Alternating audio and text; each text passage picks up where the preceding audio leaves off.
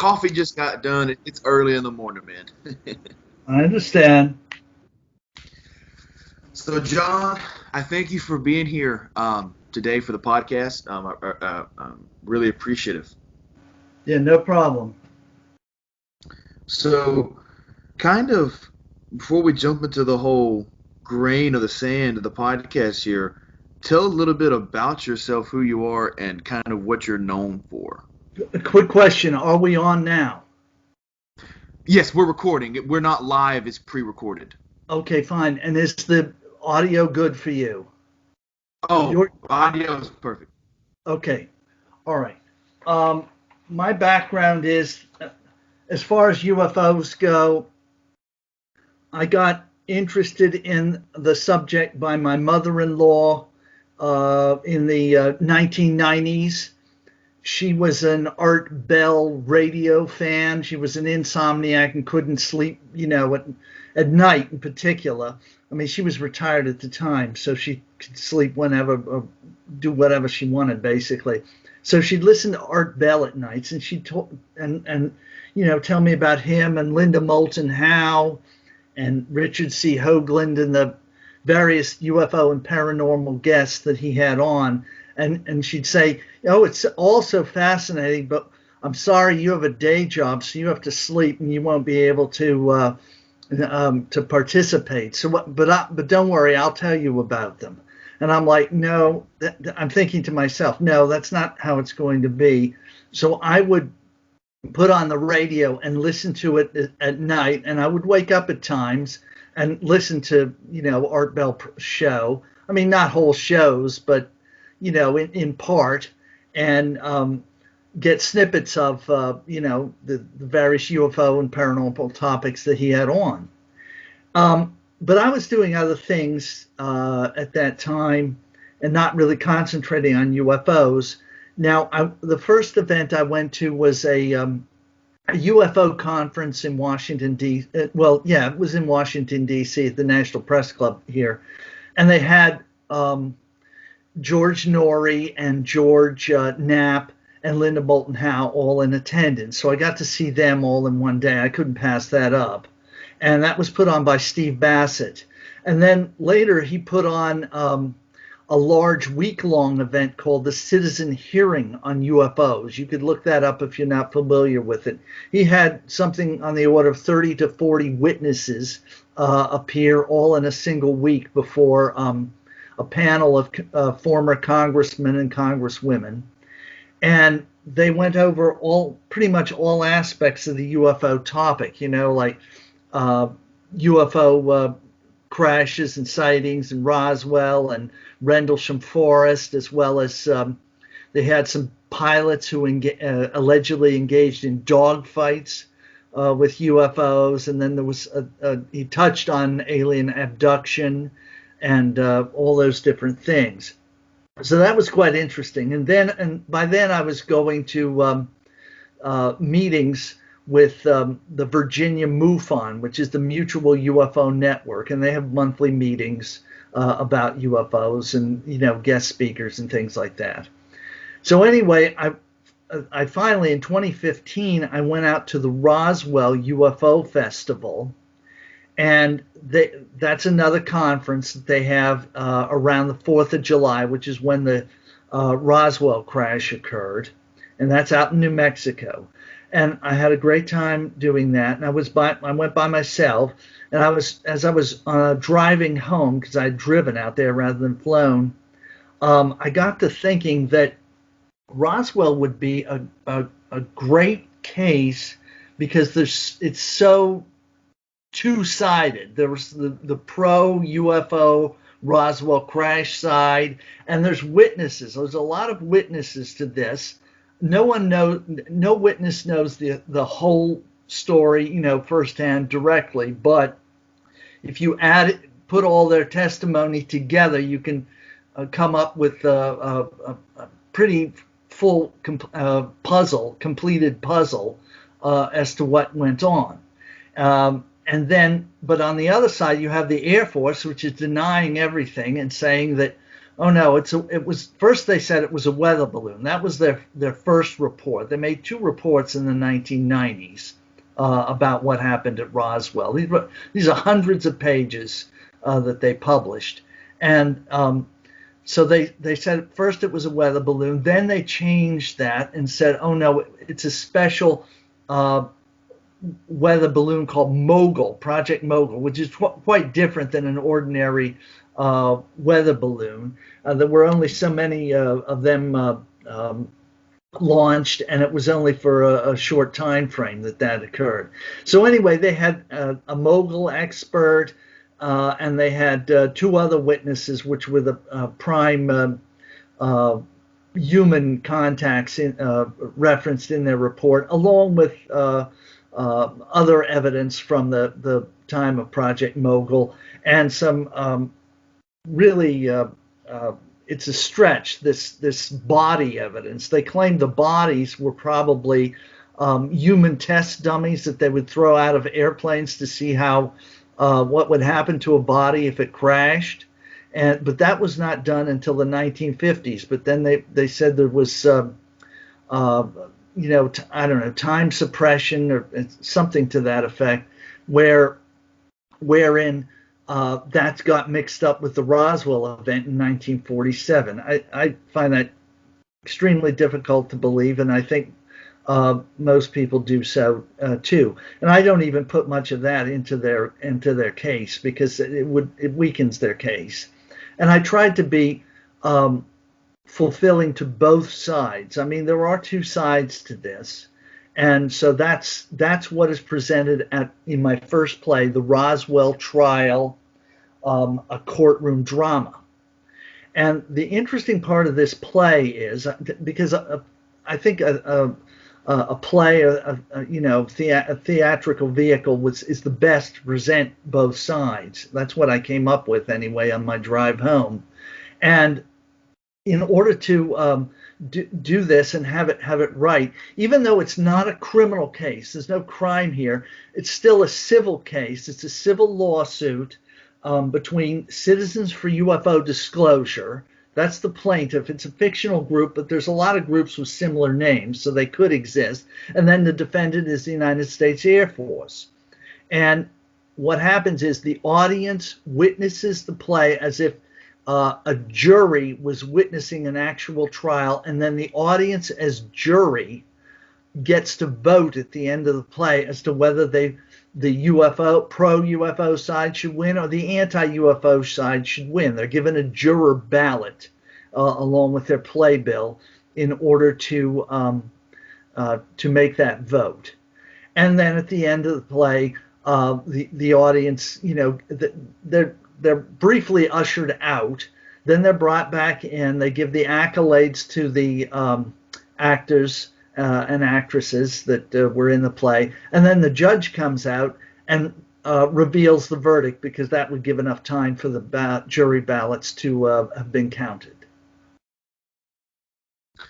Now, I want to ask you a question here. Of course. I interviewed Calvin Parker maybe about a year ago, and if you don't know who he is, John, I do know who he is. We have the same publisher, Philip Mantle. That's right. Publisher. That's right. The Flying Disc. Yes, Flying Disc Press out of England.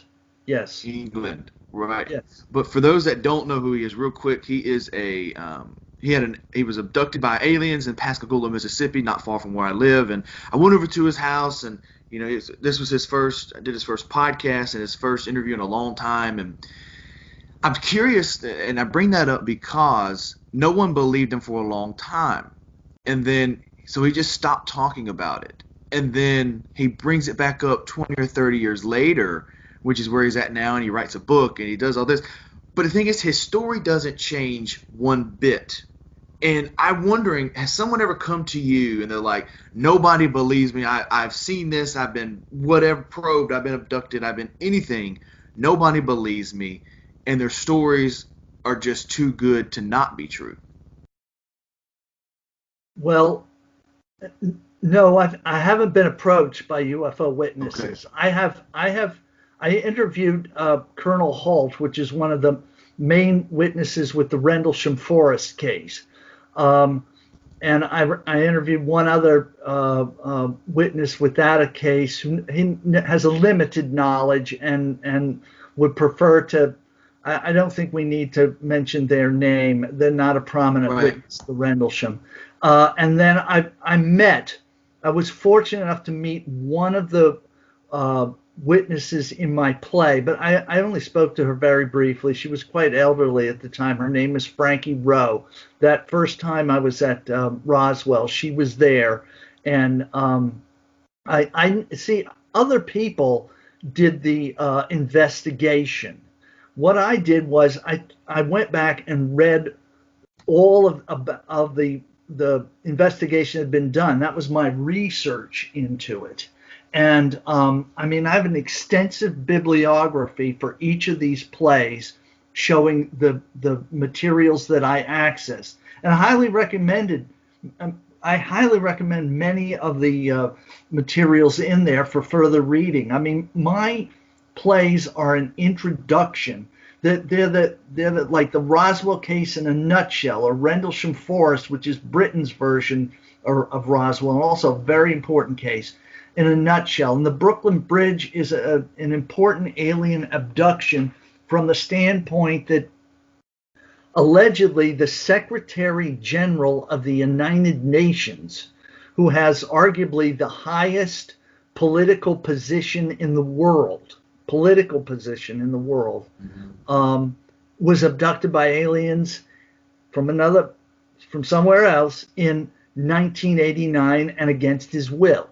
Now that's the allegation. Now there's a lot of evidence on both sides to that, and that's only one aspect of the Brooklyn Bridge alien abduction, because another woman is named Linda Cortile, was the main proponent of that case.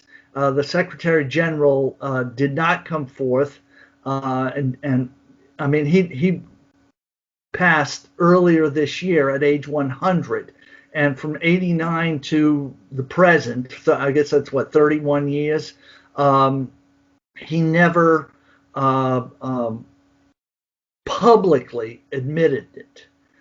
However, Bud Hopkins, and just to skip ahead a little to this one case, this one aspect of it, Bud Hopkins has a letter on UN stationery in the style of another authenticated letter from the Secretary General to someone else. But this was Secretary General to Bud Hopkins with signature indicating that, yes, I was abducted by aliens in 1989. However, I cannot possibly admit to that. It's just not what my official position cannot be that. And I don't have the letter before me as to what it exactly says, but this is a piece of evidence in contrast to the public position of the UN Secretary General. In other words, he won't admit it publicly, but privately he did admit it in writing to Bud Hopkins. Now, what are you going to believe? Is that letter authentic, or is it a forgery? If it's a forgery, it's a very good forgery, because it has a lot of the elements of the authentic letter, which Bud Hopkins has. So anyway, this is just one of the many aspects of the evidence that you have to look at when you're examining these cases. Roswell has its controversial evidence. Rendlesham Forest has some controversial evidence. And Brooklyn Bridge perhaps has the most. Is there a story that you heard when you first started hearing about the aliens and the UFOs? What's that one story that made you full on believe that, okay, there really is other life out there besides the human race? The best to me would be Roswell. Okay. Because of the you can't get around the debris. The debris, the memory metal. There are so many witnesses. There's 40 or 50 people. Now we don't have, You might find this hard to believe. I sometimes do myself, but we don't have, officially, we don't have an example. Now, I've heard rumors that there's someone who has, but they're afraid, that the government's going to come in, just like the military came in, and anyone who had a scrap or piece of this memory metal, which made up the component of the ship, what it would be is you could crumple this metal up. It's extremely thin. It's like a gum wrapper, I mean, or cigarette paper. It's that thin, but it's metallic. And when you crumple it up in your hand and open your hand, it immediately releases and flattens back out smooth. In other words, you cannot crease it. Also, you cannot cut it with a knife. You can't pierce it. You can't burn it. It is that strong. You know how strong spider web is? This stuff is way beyond spider web strong, okay? And this is from 1947, July of 1947. That's when the crash occurred, and that's when this metallic debris is from. We didn't have that material on Earth anywhere. It's not a terrestrial material. Just wasn't. Okay, that's one of the aspects. Then there was the wood-like material that is kind of like balsa wood, only you couldn't break it, you couldn't bend it.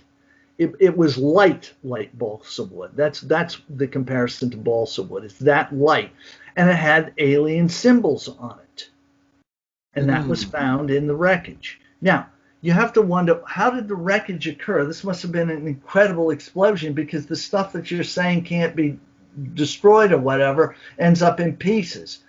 Yes, that's correct, and there's not a good explanation as to how to account for how this accident occurred. Supposedly it happened on the night of a tremendous lightning storm.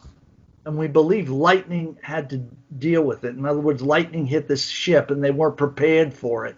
And something, I don't know if it damaged the system or whatever and blew up. But anyway, the ship did crash. And not only did it crash one place, it actually crashed two places. There are two crash sites for one ship.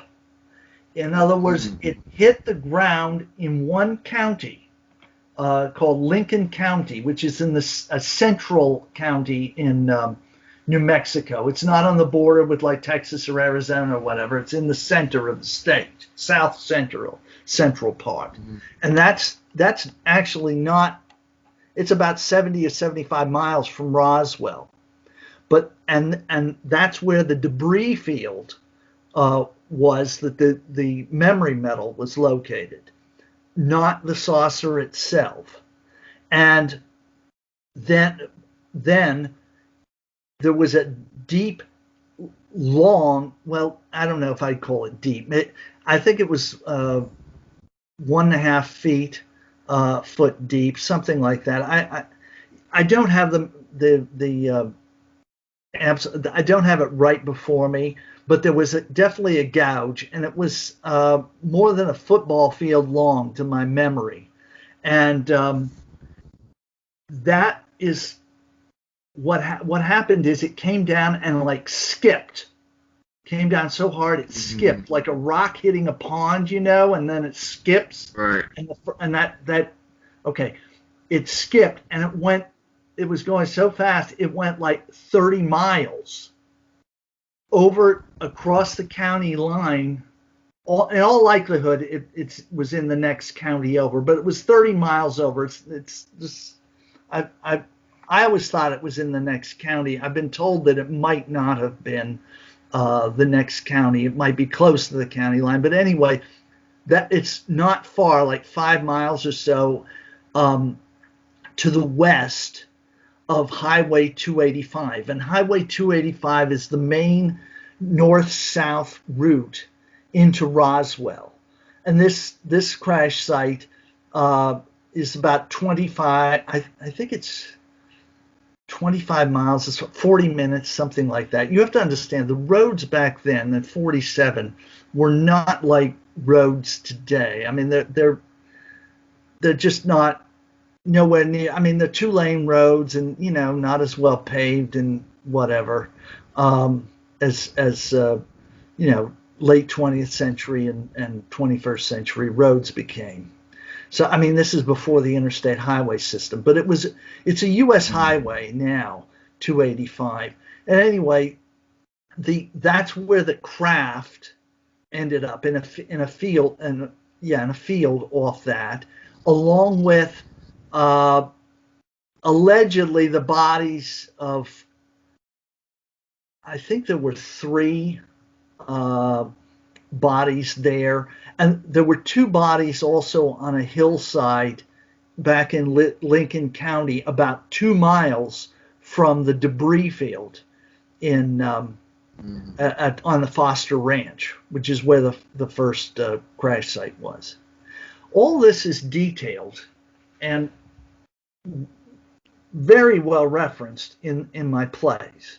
Okay, there's so much detail, it's hard to remember the exact facts. You know, I don't have them on my fingertips. And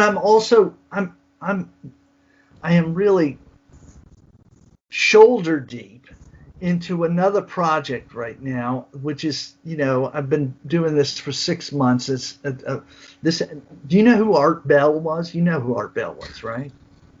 I absolutely do know who Art Bell was. Okay, I'm doing a project about Art Bell, which is it's mammoth, it's gargantuan, it's a gigantic proportion, and it's taking all of my time. I mean, you know, I'm doing it voluntarily, but unfortunately, there's so much fact and trivia and you know, detail to this that, you know, I wrote the Roswell play in 2016.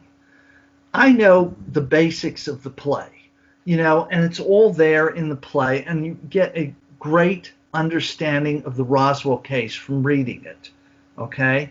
And back up in the bibliography if you're interested in finding out more, okay? And then Rendlesham and the Roswell play took about a year, 9 to 10 months to do the research, 2 to 3 months to write it. Then I finished that, and then I said, you know what, I can do Rendlesham Forest too. Did Rendlesham Forest, again, 9 to 10 months to do the research, 2 to 3 months to write the Rendlesham Forest play.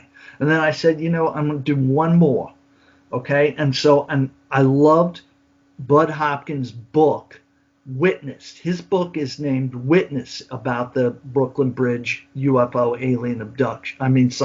Brooklyn Bridge Alien Abductions. I think that's the exact name of it. Great book. Yes. Okay, it's about 20 some years old, but it's a great book. Okay, highly believable.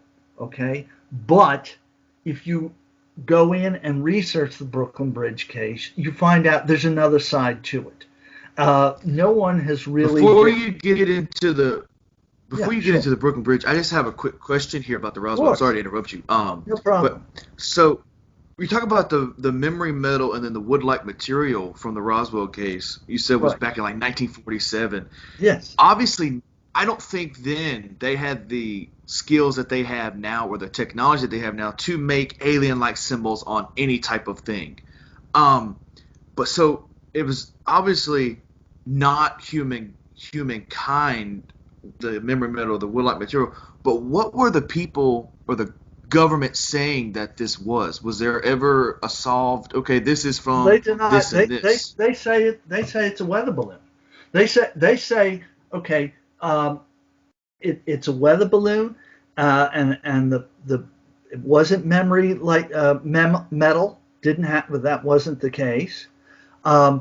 They say that the wood was like a balsa wood from a weather balloon. It has these components, and it came from this toy novelty company, which did put some things on it, like flowers and I don't know, bells or some like toy novelty stuff. And they're saying, oh, that's the alien writing that they were talking about.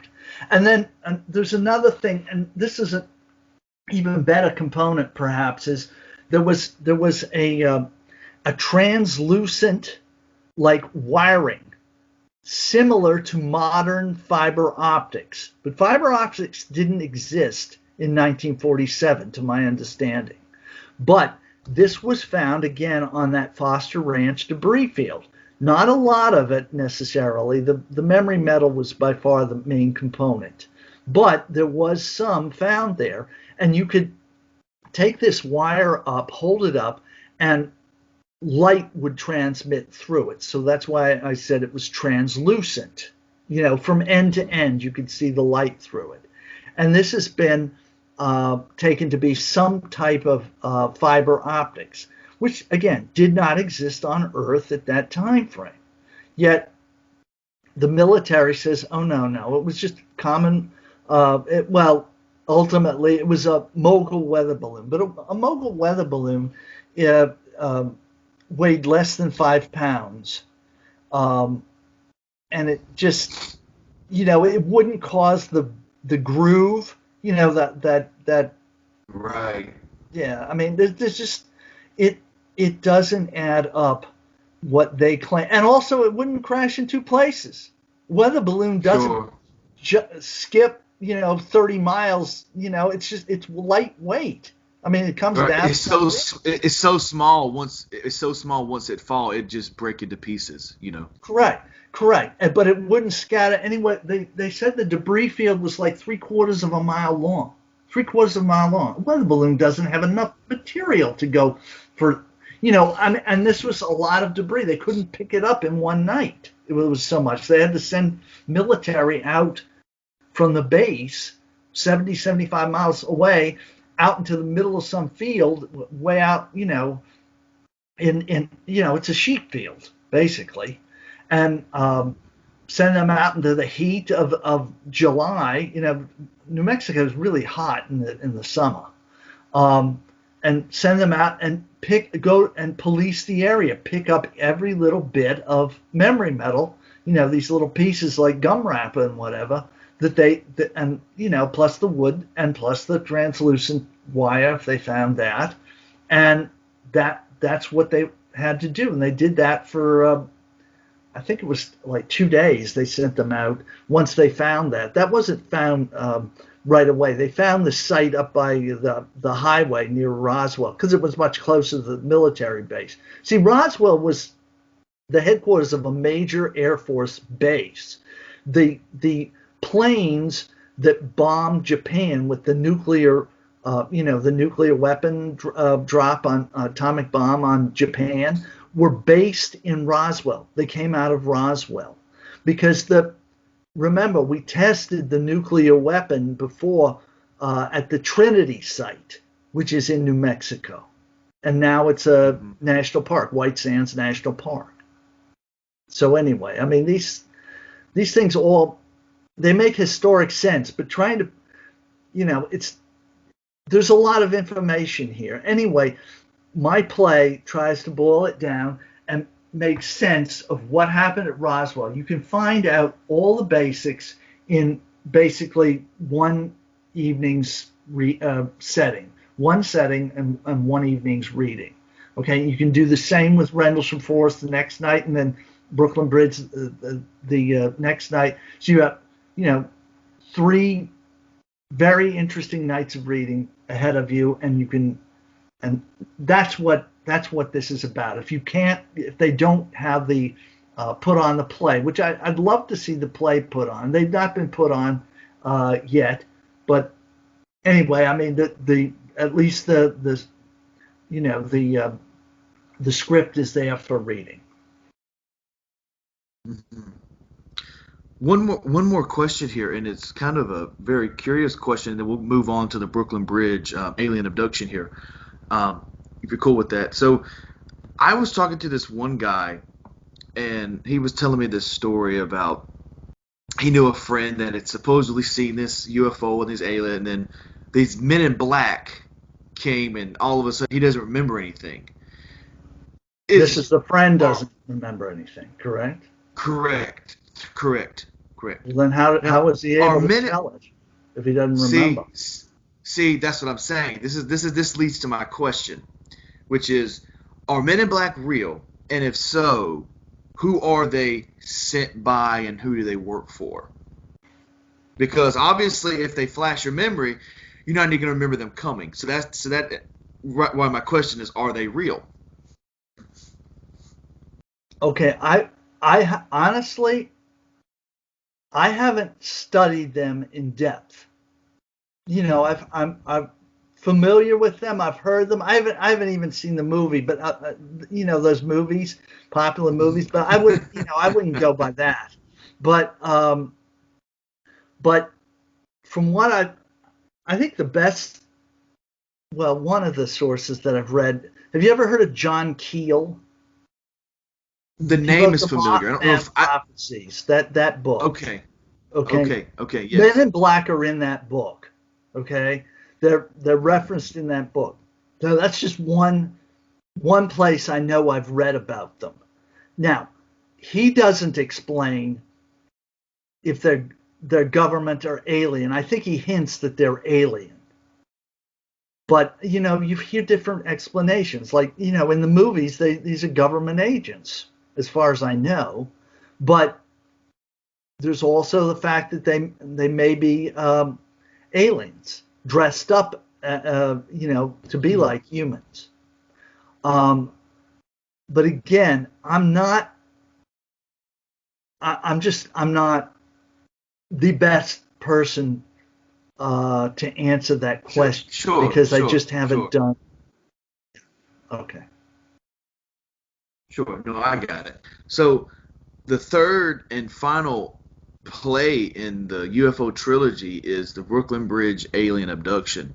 So talk about that because that Well, sounds it's interesting. actually it's actually the Brooklyn Bridge UFO investigation. I would have loved to have called it alien abduction, but Bud Hopkins used that in Witnessed, and this is not the play version of his book. It's not. Okay. So I didn't want. I wanted distinguishment from that. It's not called Witness, the Brooklyn Bridge UFO investigation either. It's called Will to Believe, because what I am emphasizing is a certain aspect of the case. To be quite honest, having read his book, and at that time I was convinced this is amazing that the UN Secretary General was abducted, but then read the other side's information. And in this case, much more so than Roswell, much more so than Rendlesham Forest, I think the critics have, I mean, skeptics, I should call them, skeptics have some more points on their side. Now, that does not mean that it's a hoax. At one point in the play, there's one. Okay, this play basically, it's such a big case, and there's certain things that you can't do well on stage, like have car chases, okay, or have Mhm. abductions, by kidnapping people off the street and into cars, okay, and those are some things that Linda said happened to her, and she was taken, out to Long Island and held prisoner at a house. Well, I didn't. That's not portrayed in my play. But what is portrayed is her hypnotic regression, which is one of the tools that the investigators like Bud Hopkins used for people who say that they've been abducted by aliens to aid their memory. So, and it's a controversial tool too, and I don't completely go by it. But anyway, she was regressed at least twice, and I show those, and she acts out on stage what happens during her abductions, during the actual abductions, which don't last all that long necessarily. It could be 45 minutes, could be an hour, maybe a little bit more. But that's how long the aliens take you for, it seems. Not, I mean, they, like Travis Walton, they took for days, but that was not a planned abduction. But a lot of times, it's just not a super long period of time. But while it's going on and you're being victimized, it's certainly, every minute and every second could be excruciating to you. So why do aliens abduct a person? Are they just trying to run tests? Like if we saw an alien, we would take it and run it tests. Is that kind of what they're doing? Well, that happens to a lot of people. Okay. See, that gets into the whole.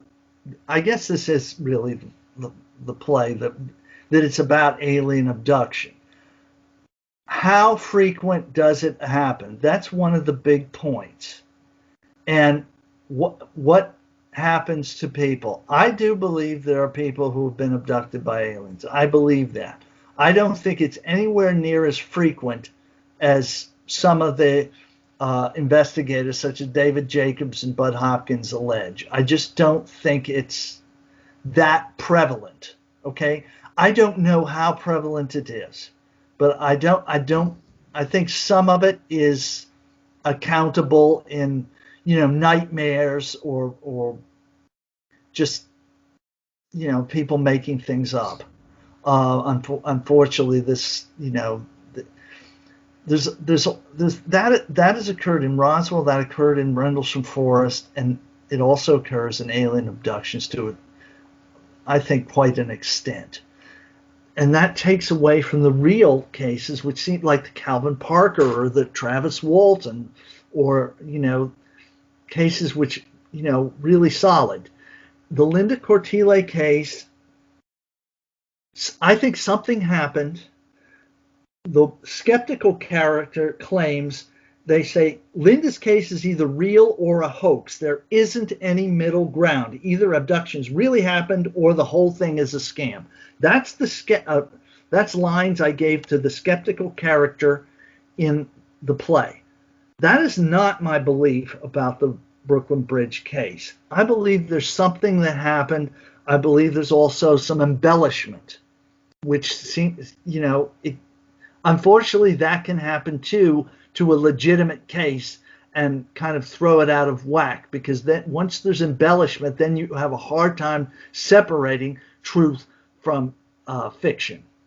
And unfortunately, that is what I think has happened in the Brooklyn Bridge case. But what you can take from the Brooklyn Bridge case, and this is here I'm giving away the main thing that my play tries to convey, the main point, and that is about the will to believe and the need to have an open mind to this sort of thing. And that I end the play with the following. This is by Bud Hopkins stating this. He states, the ultimate question we must ask ourselves is not whether we believe. The question we must ask is whether or not we have the will to believe.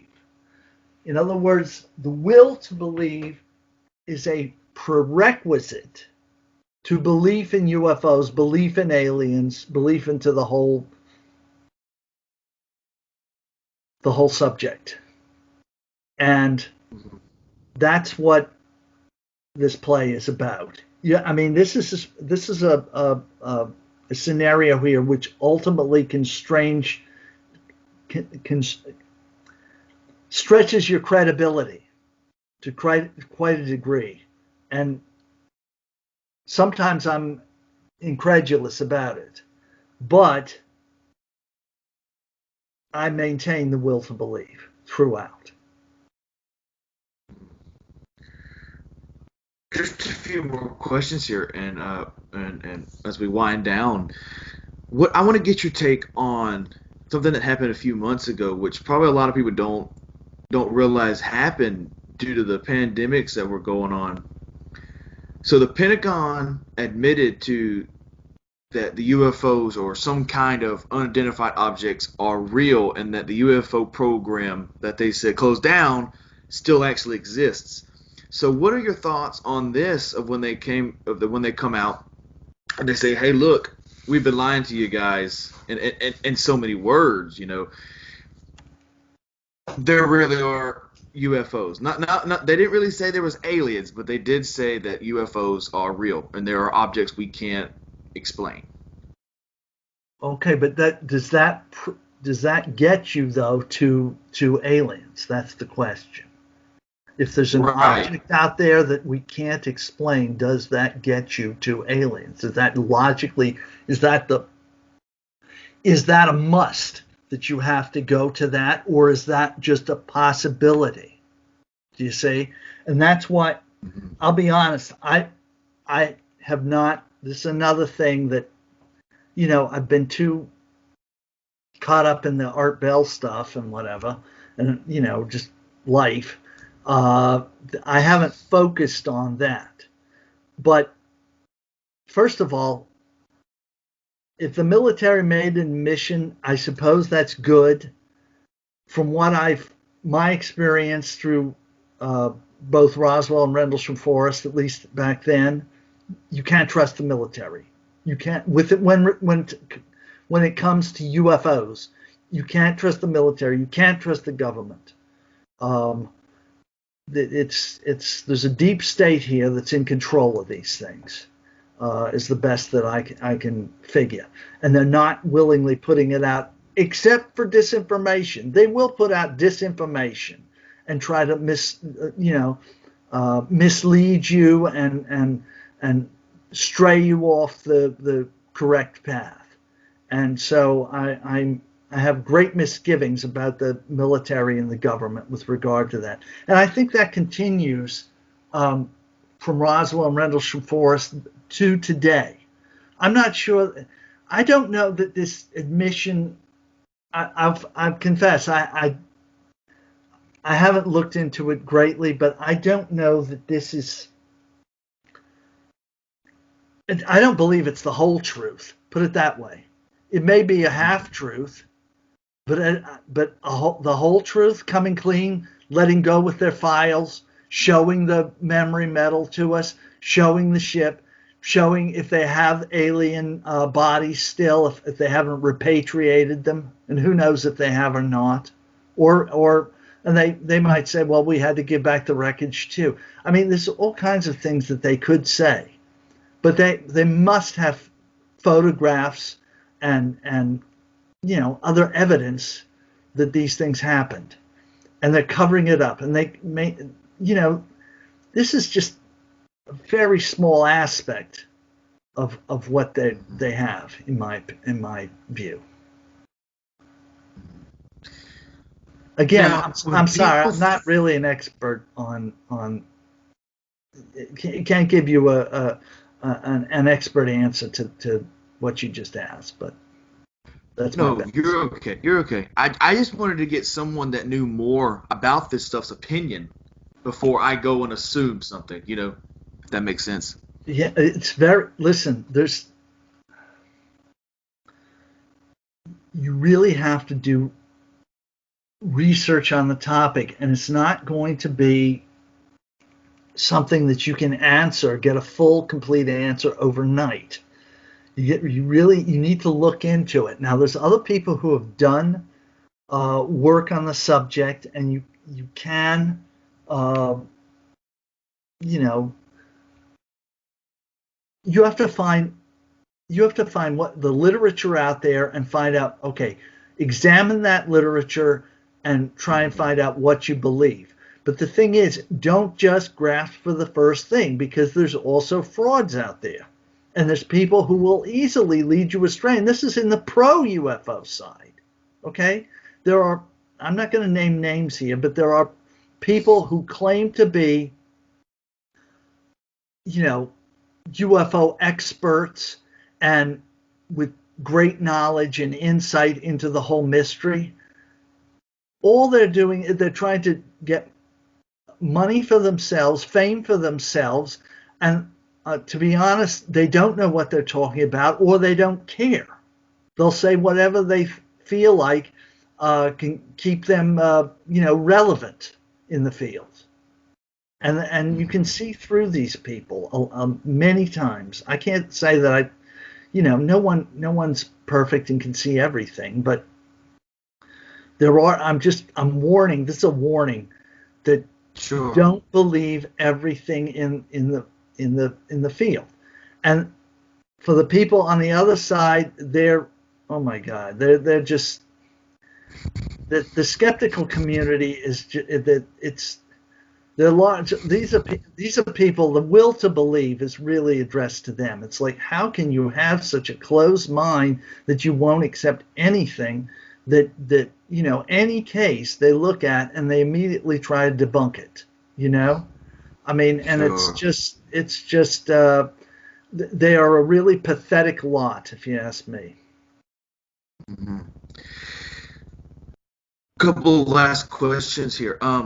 When people think of aliens, because I know when I think of an alien, I'm thinking of what they show on TV, little green creatures. But apparently, from what we've seen in stories and in people's, we've been abducted, we've been this, especially the Calvin Parker case, which I've realized that's not all the case. They can make themselves into human, or they can be different, different colors, different statures. So my thing is, are there different races of aliens? Do you think there's different races of aliens, or do you think there's only one race and they can make themselves look like whatever they want, kind of like a chameleon, I guess? No, I believe they're different, and they likely come from different places too. And they might not all be extraterrestrial. They could also be interdimensional. I mean, there's space is a vast place, and there are many potential homes aside from Earth for advanced, creatures of advanced intelligence. Some may even just live in space, don't have a home planet or something. You know what I'm saying? I mean, they may be that Yeah. their home planet got, either it got destroyed, or they, environmentally crippled it or something, and they have to go around and anyway.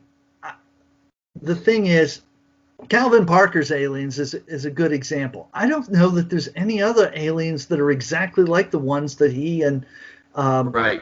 I think he was with a guy. His first name's Charlie. I think I can't think of the last name, but Calvin was quite young. I think he was 19 at the time, and then he was with an older Right. Yeah.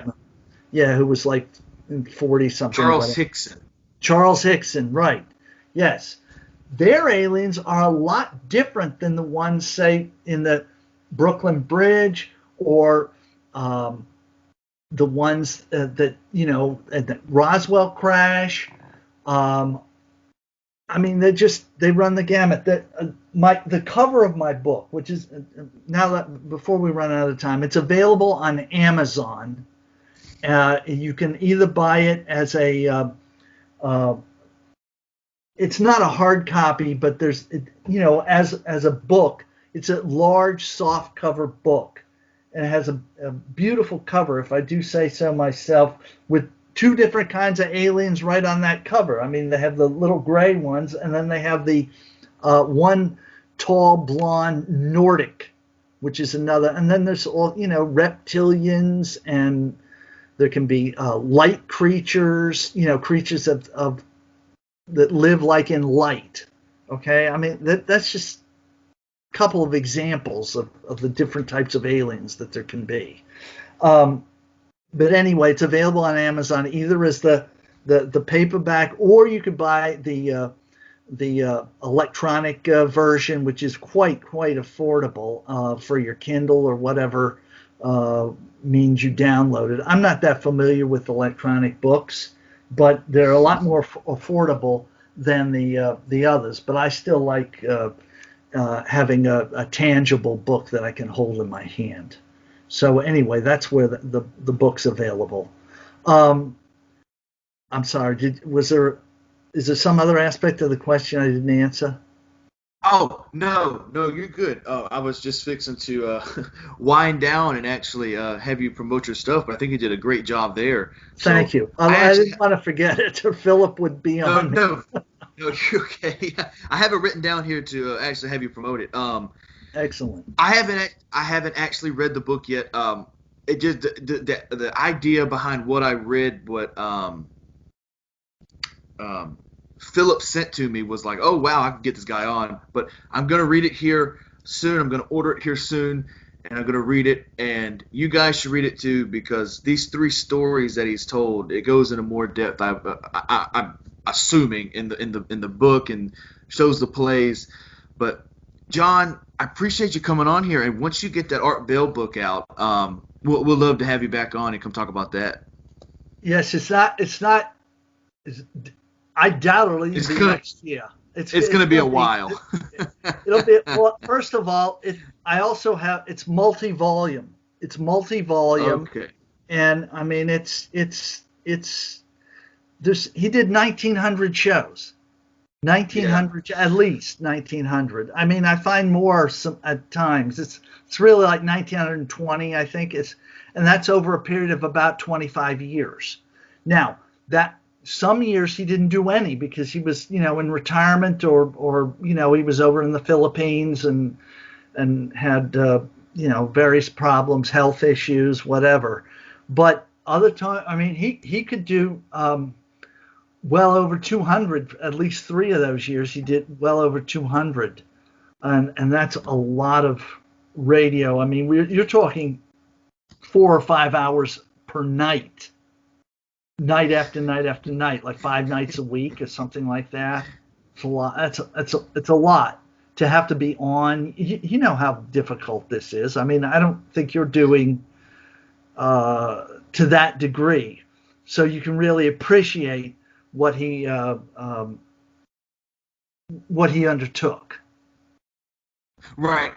And also the fact that I respect him in a sort because not a lot of people believe in this alien UFO thing because I think a lot of people are closed-minded and they believe what you're taught in school and they don't educate themselves enough. And I think that's a respect thing for Art Bell was he believed in what he believed in so much of what he believed in, and he actually was like, "Look, here's what I'm going to do," and he knew his stuff. Like he didn't just get on there and ramble. He actually researched it to do, like he said, 5 hours a night, 5 days a week. I'm doing 4 shows a week, and they're like an hour interviews, and then it's just like I can't imagine doing 25 hours a week every week. And so it is a respect thing. And sometimes you do Dreamland too. That'd be three more.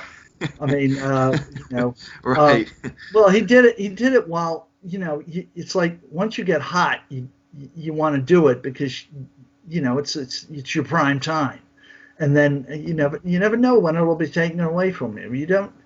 You, I'll tell you this: you cannot predict the future.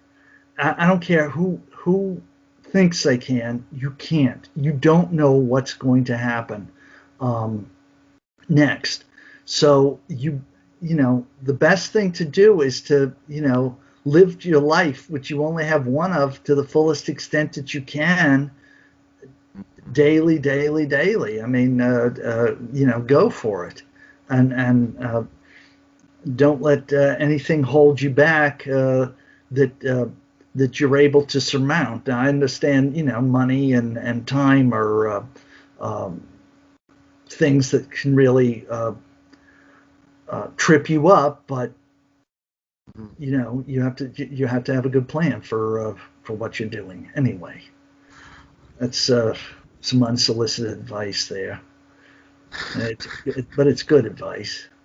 Um, Great advice. Yeah. So anyway, but not, well, with Art Bell, the other thing is the biggest drawback I found so far is that he had a lot of people on there. He had a big heart, and a lot of people took advantage of it.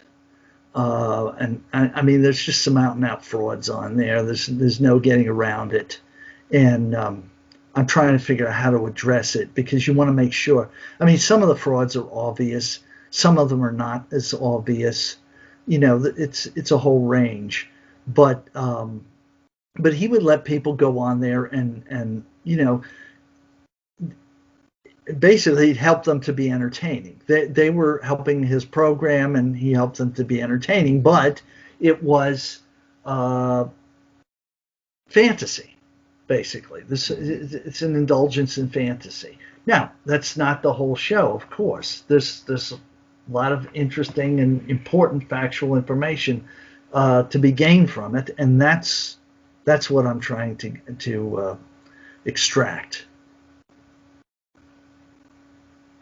Well, man, I think you're going to do a great job from what the little stuff that I've read that Philip has sent me over. I think you're going to do a great job with this Art Bell. I don't think there's another guy that could do it as well as you can with all the research that you do. Because I know a lot of people will do research for a book and they'll spend 2 months doing research, and then the book will not be anywhere near what you thought it was going to be. I can't. Yeah. Okay. I mean, there's an awful. The Art Bell, it's an awful lot. It's an awful lot. So anyway, it's a lot. I mean, there's days I get, you can get depressed. It's just yeah. look at. I mean, yeah. I've done out of 1,900 shows. I'm on number 31 or 32 right now, and I've been doing, and this is 6 months.